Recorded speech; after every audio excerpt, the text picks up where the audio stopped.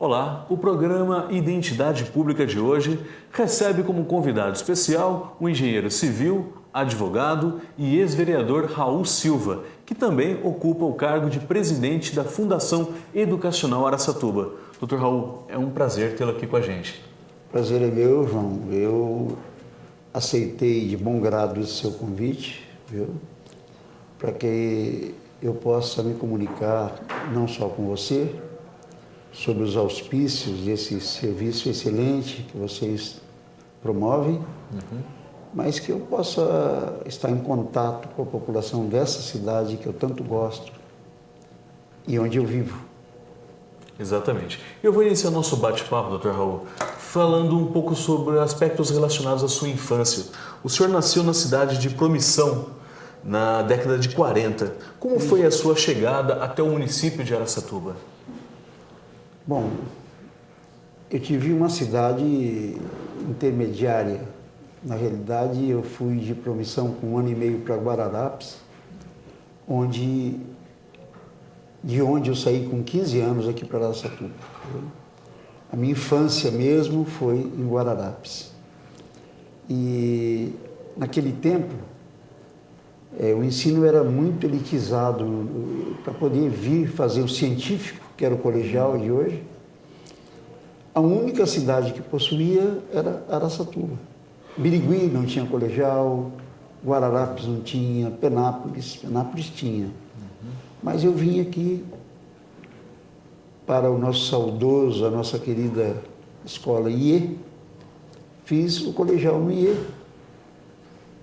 E aí terminou essa primeira fase da minha vida. Aliás, quando se fala em IE, foi um celeiro muito grande do saber. De lá saíram excelentes alunos, de lá foram propagados vários ensinamentos por meio de grandes professores. O IE está para a história de Araçatuba, como a Academia de Letras assim, está para a cultura de uma cidade, né?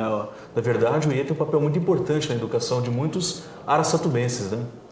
Eu acho que a história do IE ainda está por ser escrita, com todos os seus méritos, porque todas as grandes personalidades de Araçatuba hoje passaram pelo IE.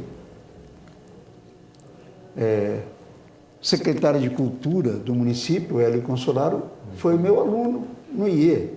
Ele e tantas outras personalidades que, tanto quanto nós, aprenderam a gostar e valorizam aquela escola, viu? Então, o IE, na realidade, formou grandes profissionais, porque naquele tempo a escola pública era a escola de excelência e a escola particular não. Por ingerências políticas, começou-se a privilegiar a escola particular.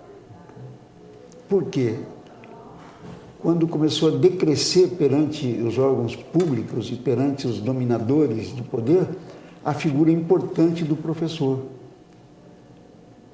Eu me lembro que, quando eu comecei a dar aula, muito jovem ainda, um professor do Estado, ele ganhava o mesmo tanto que ganhava um juiz de direito.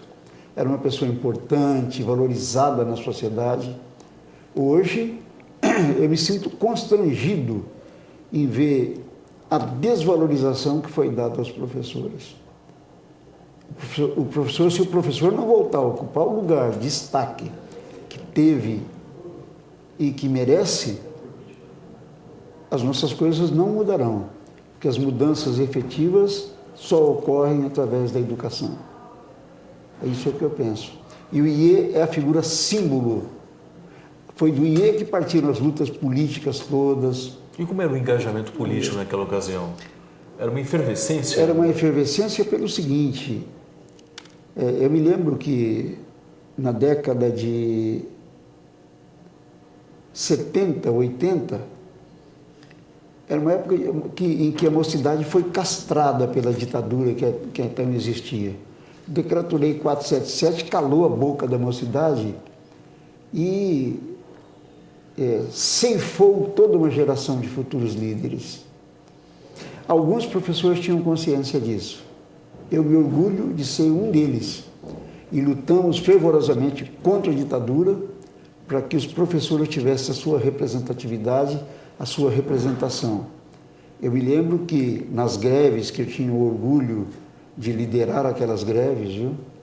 Sem medo de ser preso, porque a gente podia ser preso a qualquer momento, nós conseguimos resgatar a POESP das mãos dos representantes da ditadura. E eu me orgulho de ter sido o primeiro representante da POESP aqui em Araçatuba, logo após a abertura. O senhor nutre uma paixão incondicional, conforme a gente está aqui conversando, dá para perceber isso. O senhor tem uma paixão incondicional pela educação.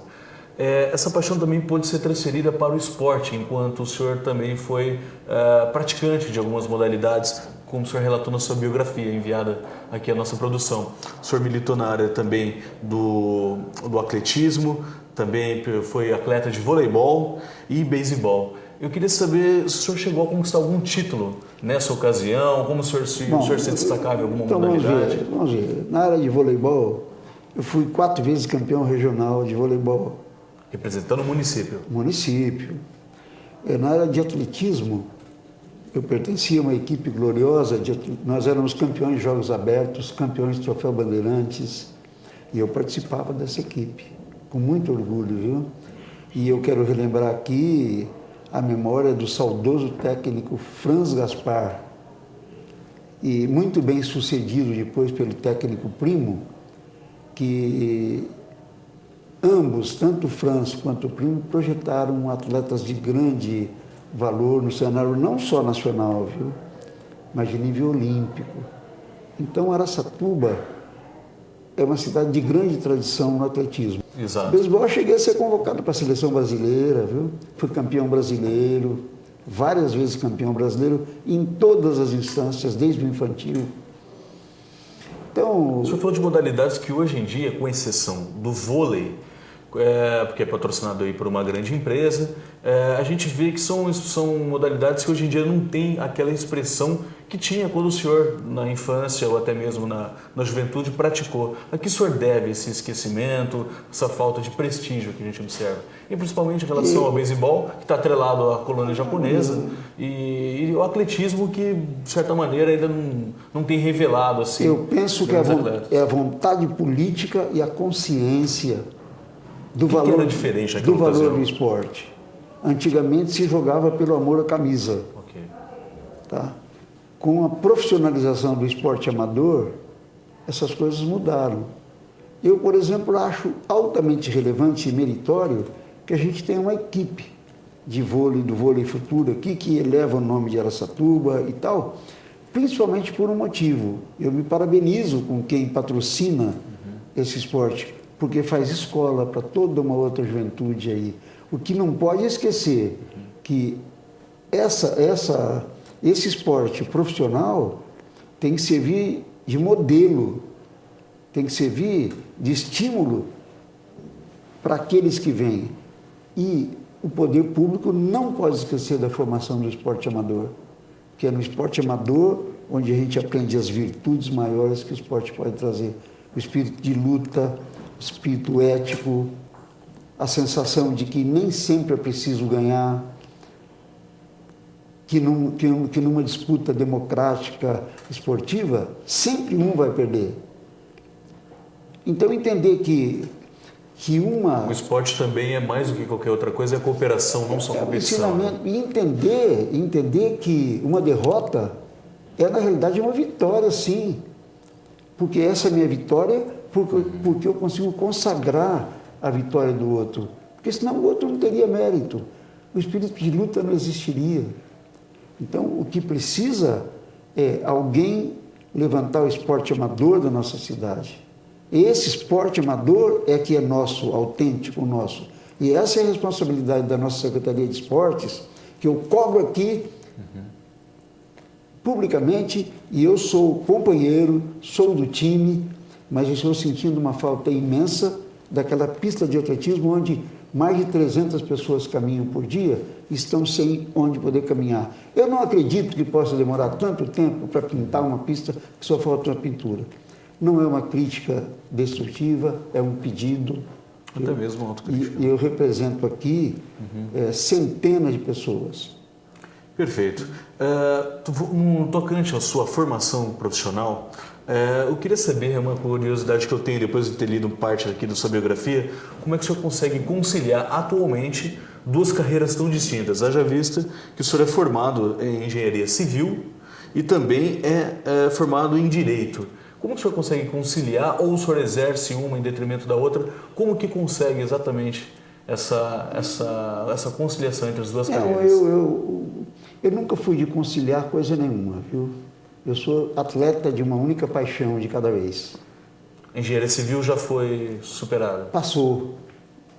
Hoje, a minha paixão é pelo direito e, por sinal, toda a parte última da minha vida foi como professor de direito na Faculdade de Toledo e entendendo que a minha função na FEA, da qual orgulhosamente a gente poderá falar nisso, eu ocupo o cargo de presidente hoje, iria exigir uma dedicação minha,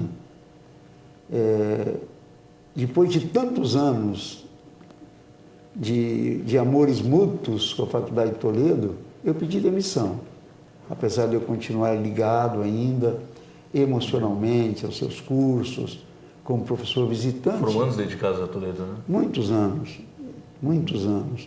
O meu primeiro contrato de professor com a Toledo foi em 1967. Por aí dá para ver que é uma história de vida ligada ao IE e ligada ao Toledo também.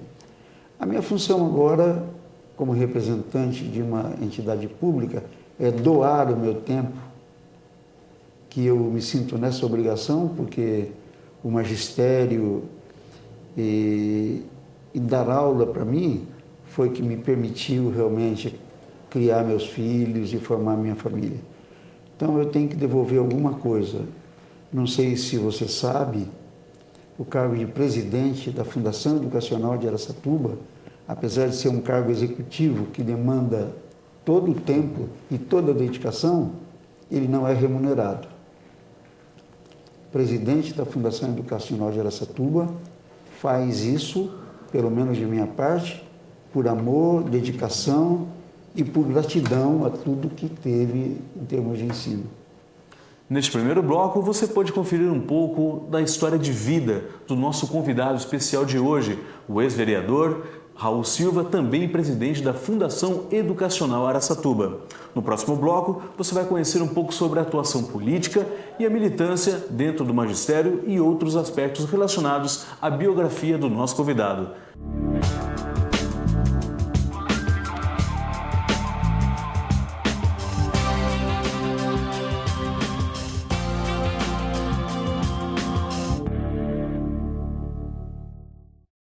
Tem dois jeitos de conter as mudanças climáticas.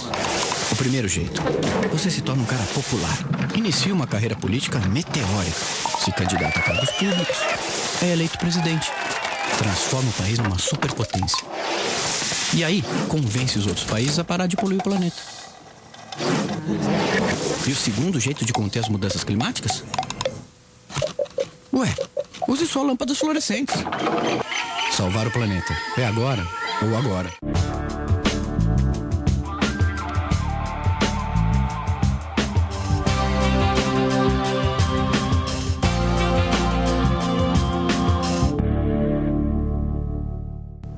Estamos de volta com o nosso Identidade Pública, que tem como convidado especial de hoje o ex-vereador e atual presidente da FEA, Fundação Educacional Araçatuba, Raul Silva.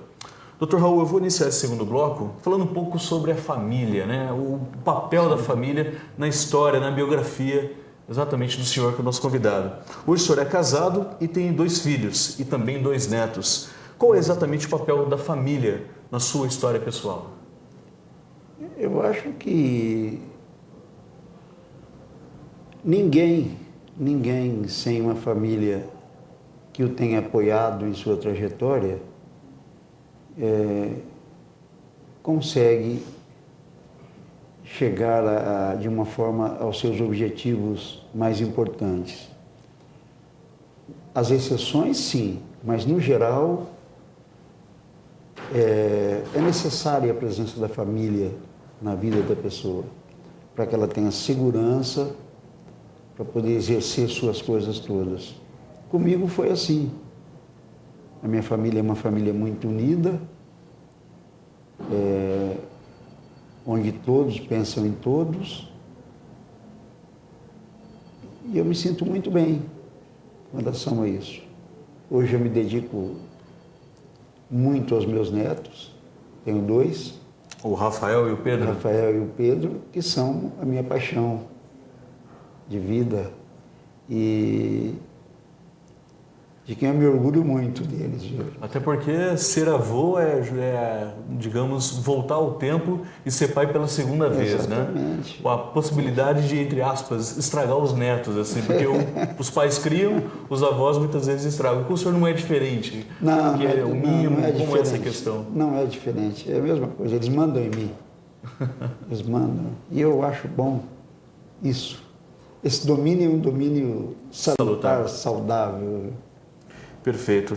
Bom, e como já dissemos no bloco anterior, o senhor teve uma atuação destacada na vida pública, quer seja como vereador no período de 1993 a 1996, na gestão do prefeito Domingos Andorfato, né? Isso. E também foi secretário de Obras e presidente do DAE, o Departamento de Água e Esgoto de Araçatuba. Primeiramente, como vereador, qual é a avaliação que o senhor fez da sua autocrítica que o senhor faz, da sua atuação parlamentar? Na realidade, eu era líder do prefeito, Domingos Andorfato, da situação. E eu me orgulho de ser uma pessoa que, por ser amigo pessoal do prefeito na época, e já por ser advogado dele, a gente tinha uma confiança mútua muito grande, e acabei por ser líder dele na Câmara. E eu era ouvido para muitas coisas boas e tal. E eu me orgulho, e eu tenho que dizer, de ter participado no Legislativo, dando aval para as iniciativas do Executivo, num momento em que Araçatuba floresceu bastante. Apareceram as nossas grandes avenidas, a educação, a saúde.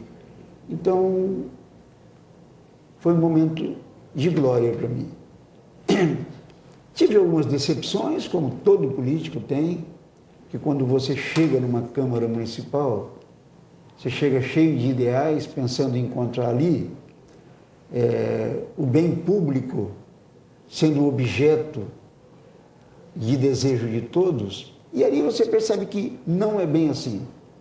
Os interesses políticos, e eu considero até normais hoje, os interesses políticos muitas vezes subvertem o processo.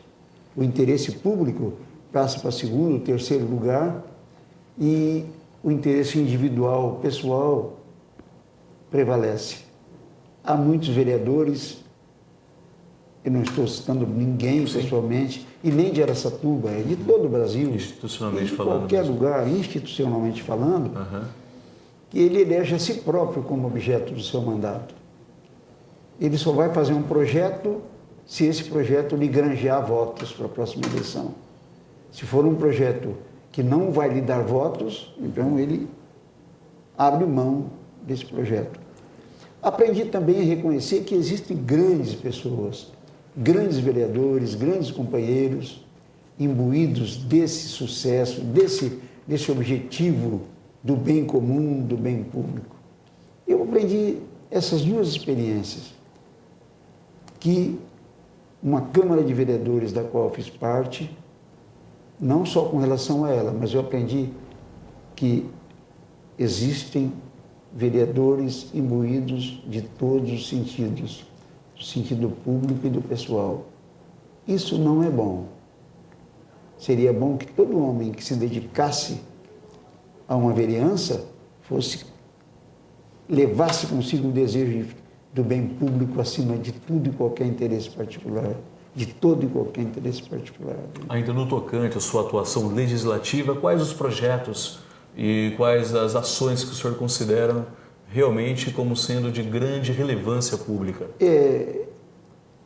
O maior projeto que eu acredito que eu fiz na área da educação, infelizmente nunca foi implementado porque não houve vontade política.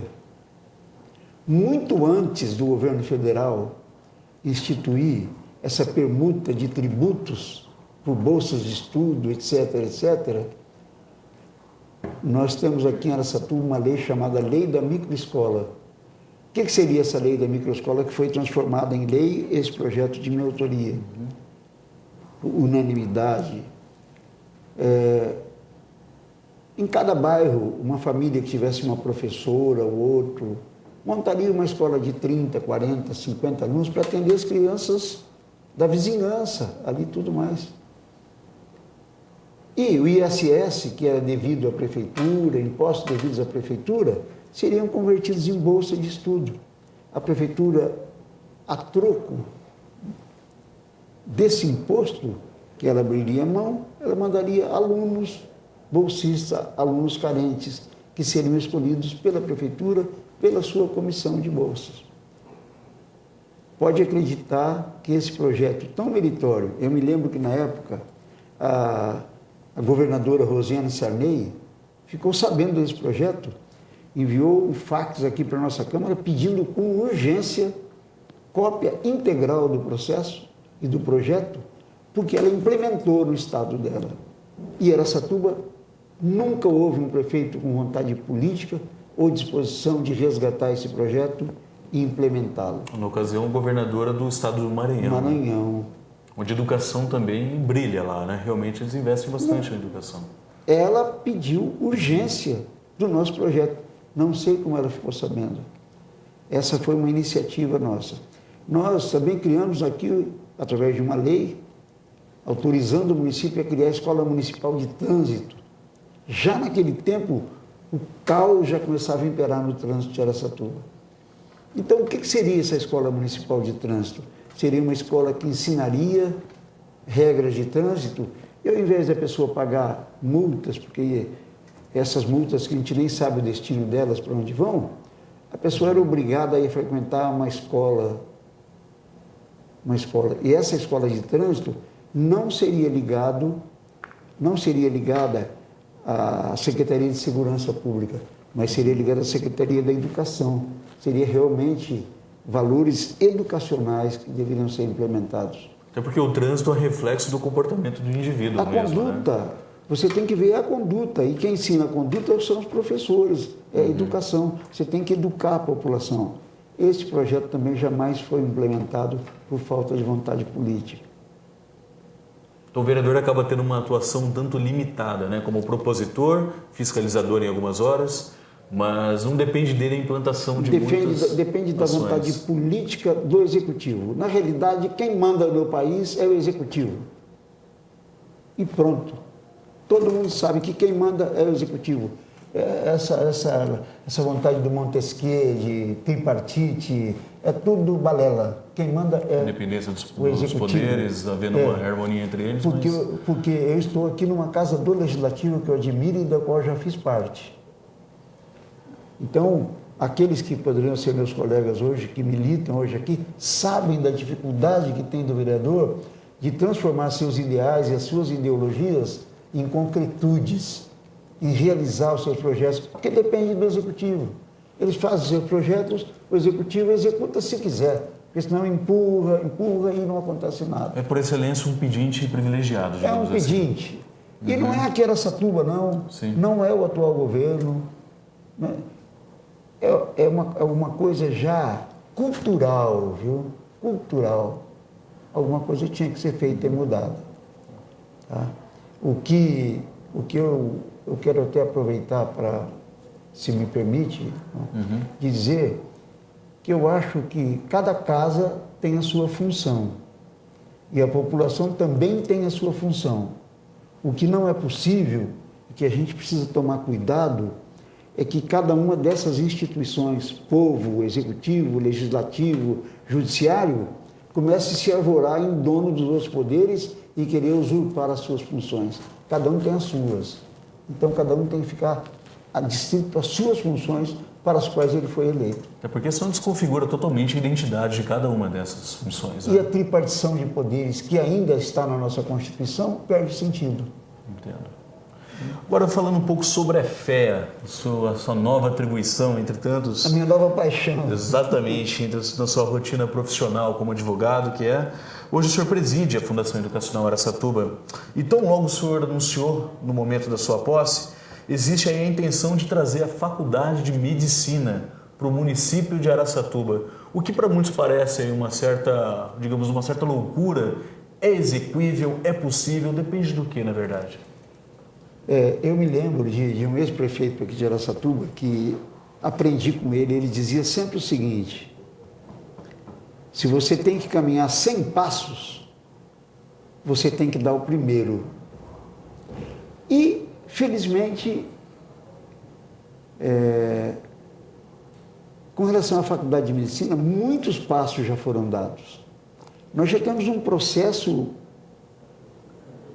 bem avantajado já. Muitas coisas já foram feitas. Nós temos o principal, a grande dificuldade de implantação de uma faculdade de medicina, e a nossa região, como região, clama por uma, e nós queremos desde já concitar Araçatuba, os nossos vereadores, os prefeitos da região, a população como um todo, para juntos formarmos uma frente de trabalho. E eu convido desde já, em nome da Fundação Educacional, todo aquele que quiser participar desse processo, de puder de alguma forma contribuir com esse processo, que se apresente e integre essa nossa comissão. A mobilização e a articulação são palavras-chave. Peço principalmente a essa Casa de Leis aqui, através da sua presidente, a minha grande amiga Edna Flor, e meus grandes amigos vereadores atuais, que unam-se a nós nesse espírito da FEA, mesmo porque a Fundação Educacional de Araçatuba é uma fundação pública. A lei propiciou a sua criação e a lei dirige os destinos da FEA. Alguns pensam que a FEA é uma fundação privada. Não é. Ela é uma fundação pública porque existe a lei que autorizou a sua criação. Então, é uma fundação pública. Portanto, não tem dono. E eu quero aproveitar o espaço para dizer que a FEA, graças a Deus, e a participação de todos os conselheiros atuais, que são pessoas de grande valor, são grandes representantes de toda a nossa sociedade que ali estão, entenderam perfeitamente que a FEA tem que adquirir definitivamente a sua feição social. A FEA não é uma casa que visa lucro, não é uma casa que tem como lógica princípio o lucro. Ali não precisa ninguém ter lucro porque aquela fundação não tem dono. O dono daquela fundação é toda a cidade de Araçatuba, a dona é toda a cidade de Araçatuba e todos os seus munícipes. E eu quero te dizer que os preços que a FEA vai cobrar de agora em diante, é preciso que toda a população vá conhecer. É competitivo, esses preços são competitivos, ninguém vai ter condição de competir em preços com a FEA, porque a FEA adquiriu a sua função social. Eu quero te dizer desde já em primeira mão, para a imprensa aqui da Câmara, todas as matrículas da FEA para esse ano de 2010 vão custar R$ 99,00. E os preços são menores do que qualquer outra. Poder-se, então, você perguntar, João, mas e a qualidade do ensino? Será que esse preço barato compromete a qualidade? Aí eu te respondo, nossa faculdade de psicologia teve conceito máximo do MEC. A única da região teve conceito máximo. Viu? E presta um serviço aqui, a Araçatuba, que era preciso que a nossa população fosse lá conhecer. São milhares de pessoas atendidas gratuitamente pela FEA. Serviço de atendimento psicológico, pedagógico em todas as escolas. Então, a participação da FEA é enorme. E é preciso que a população entenda que a FEA não é aquela escola que fica, quando alguém quer se referir à FEA, diz assim, é aquela escola que fica ali no bairro Santana. É preciso que saiba que ali está uma escola de grande qualidade, da melhor qualidade, formando grandes profissionais que cobram o menor preço, apesar de dar a melhor qualidade de ensino. Viu? Ok, muito obrigado então pelas suas informações. O Identidade Pública de hoje, que recebeu como convidado especial o Dr. Raul Silva, fica por aqui. Até o próximo programa.